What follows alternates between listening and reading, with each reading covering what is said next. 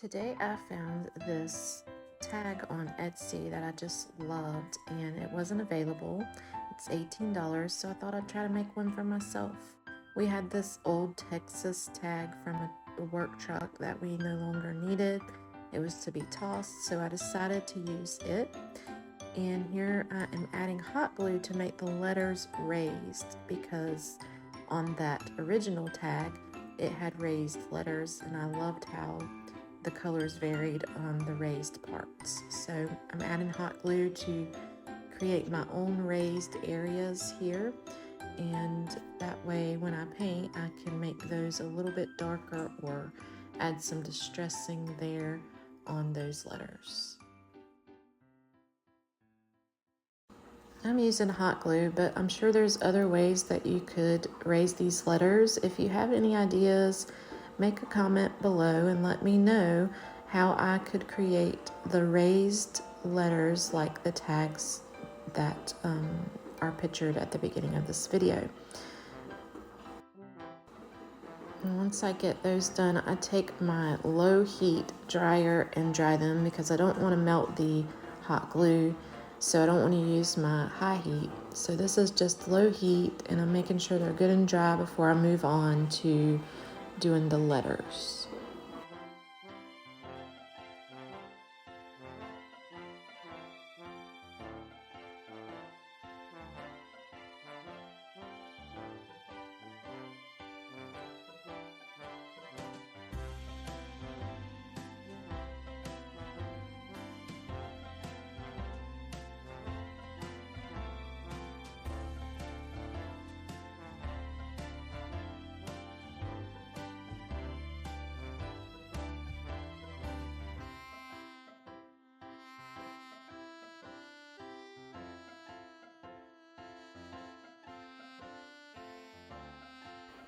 Alright, so I dry that with the low heat as well, and then I get my high heat out so that I can get rid of some of those spider webs from the glue.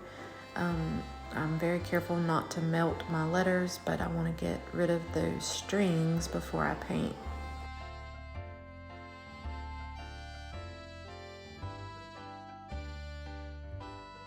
Alright, now it's time to get to painting. I have this chalk paint that I'm going to use. It's a vintage pink. It's home decor, and we're going to paint this whole sign up with this light pink paint. We're going to do one coat, we're going to dry it, and then we're going to do another coat, keep it wet, and then we're going to use a paint inlay.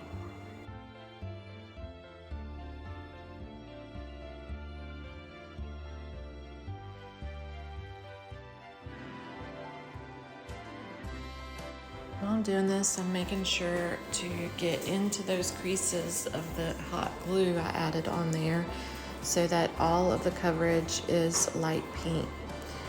And then drying this layer, and then we'll go in and we'll paint the next layer. I'm going to start with the letters, that way those can be nice and dry, and then we're going to add the whole new layer of paint and keep it wet.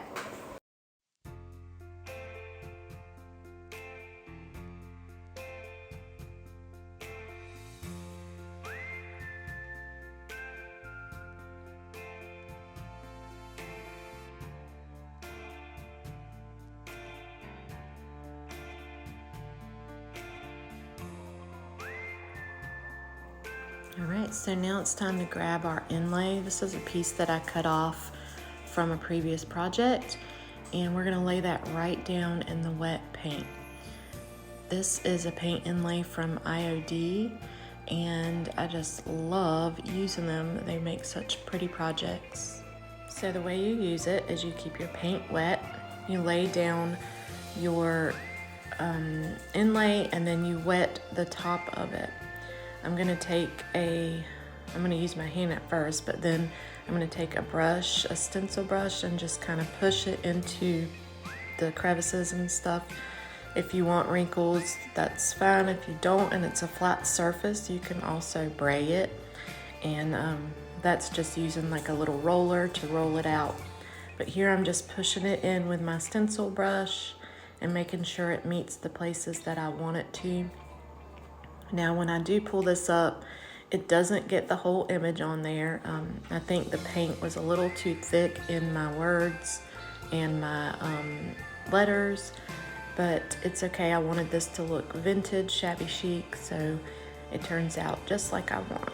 So after you get it all nice and secure to your project, you're going to then dry it. So it's a process. So you're going to have wet paint, add the dry inlay, you're going to then wet the inlay, and then you're going to dry the inlay, and then you're going to wet the inlay again to pull it up. So seems silly, but that is the process you have to go through to get this inlay to work.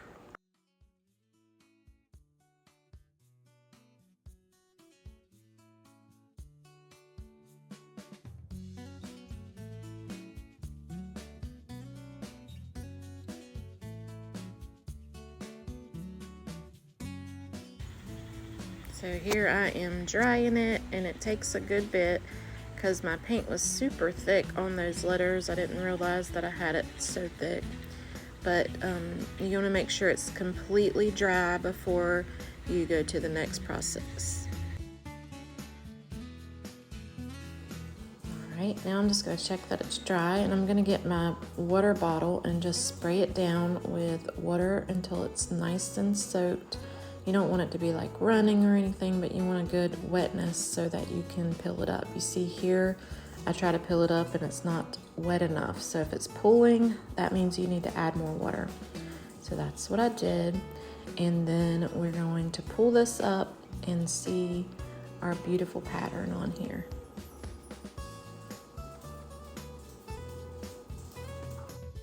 I always enjoy lifting this or seeing other people do this. It's just amazing to me. The paint and the inlay just attach to each other, and it makes it look like you painted it on yourself. So now I'm just going to dry it really good, and we'll move on to the next step.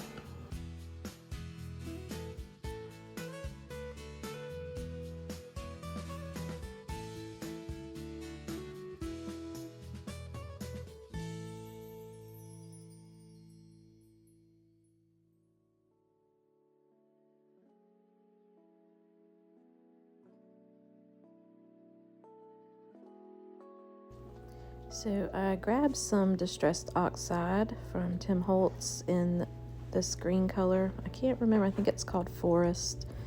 And I have to dig for my brush because I have a pile of trash over here.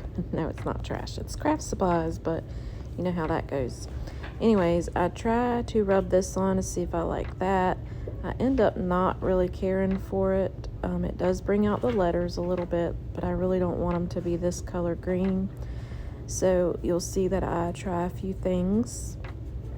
We're going to cover all of them with the green first, and then I pull out my pink. I feel like the pink color is called Flamingo. I'm not sure really, but we're going to pull it out, and I just go over where I did the green. I'm still not convinced that this is exactly how I want it, but I do continue it on just to make it, even coverage. And it has a little bit of the pink and a little bit of the green. The green kind of looked dirty to me, and I don't feel like this is the kind of project I wanted to look dirty. I did take the pink around the corners and in different areas to add a little bit of contrast to the light pink, and I really like how that worked out. But in the end, I end up using some of the paint that I used on one of my other projects. It is a paint that I got in a sample from Home Depot, and I take it and I go over the lettering and the numbers. I think it's called Watermelon. It's really pretty pink, and I think it matches the flowers perfectly in the inlay.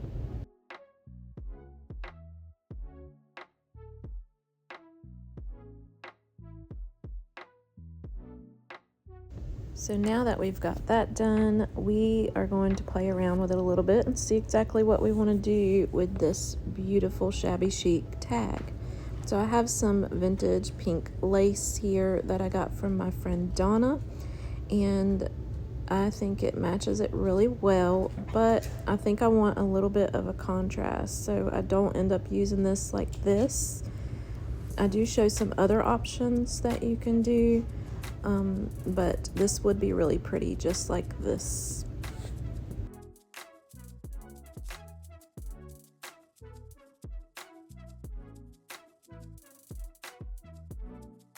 So one idea I had for this, it would be really cute in a little girl's room if you tied some ribbons to the bottom down here, and then you could hang hair bows on it. So that's what I'm showing you here, just tying it in the bottom holes of where you would attach it to your vehicle, and then you could do clipped bows on there, and it would be super cute, a nice way to display their beautiful bows.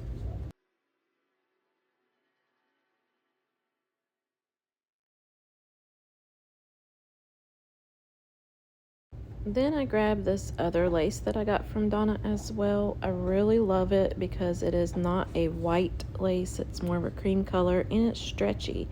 So I add that to the top as a hanger, and it gives it just the right amount of contrast to make it pop, to make this beautiful tag stand out.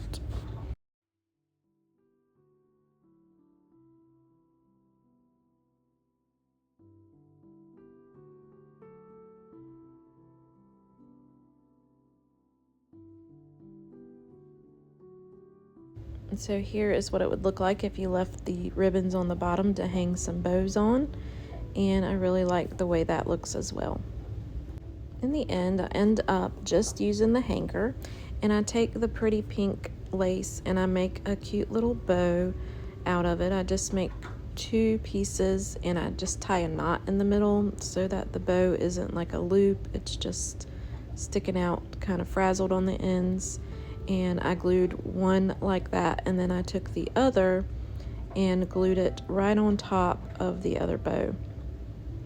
At first I was going to put it one on each side, and I didn't like that. I just thought that was too much, so I added it right here on the top of the other bow with a little dab of hot glue, and that was the perfect little bow.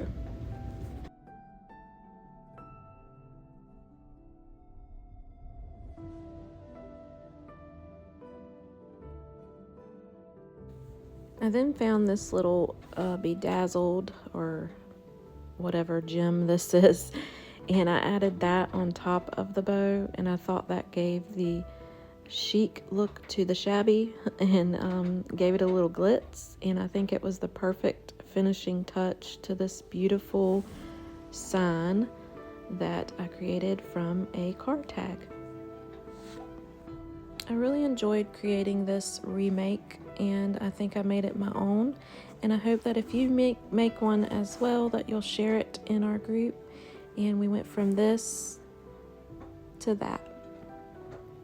Thanks for watching, and have a blessed day.